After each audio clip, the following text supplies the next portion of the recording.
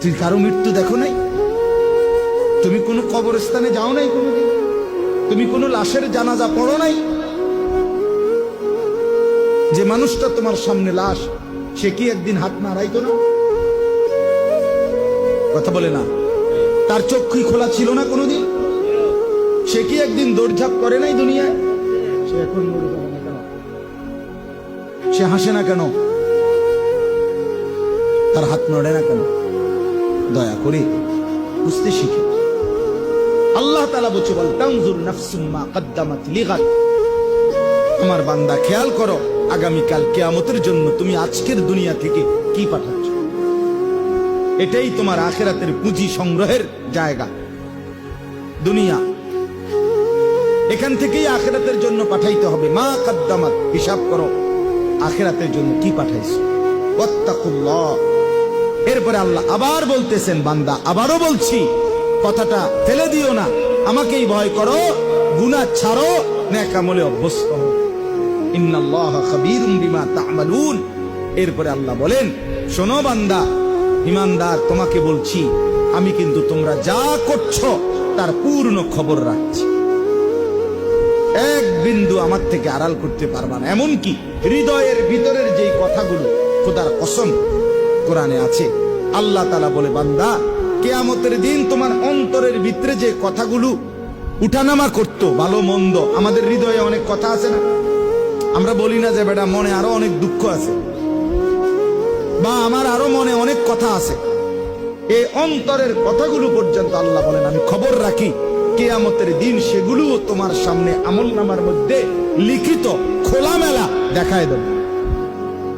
ইয়াউমা তুবলাস সারাইর ওয়া হুসিলা মা ফিস সুদূর। অন্তরের কথাগুলো।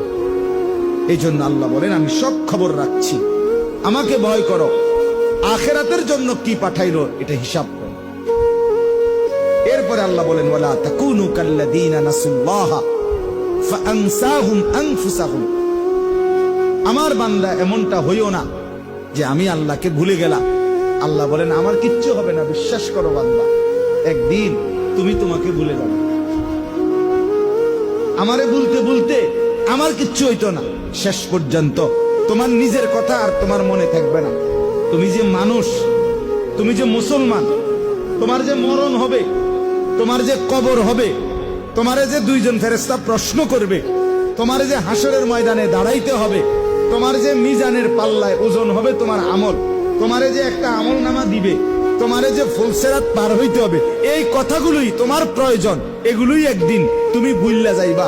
শুধু দুনিয়া দুনিয়া, ব্যস্ততায় ব্যস্ততায় একদিন দেখবা সব কিছু জায়গাত রাইকা, দোকান দোকানের জায়গায়, বিল্ডিং বিল্ডিং এর জায়গায়, গাড়ি গাড়ির জায়গায়, সব তোমার জায়গায় যেটা যেখানে ছিল ওইখানে রাইখা দুনিয়া তোমারে লাথি দিয়া কবরে ফেলায়।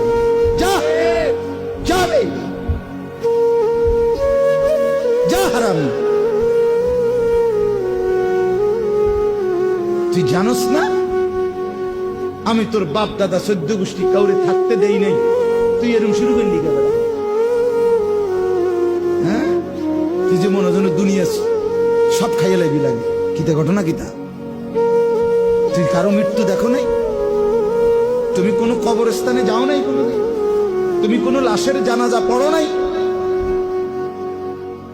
যে মানুষটা তোমার সামনে লাশ, সে কি একদিন হাত নাড়াইতো না? কথা বলে না?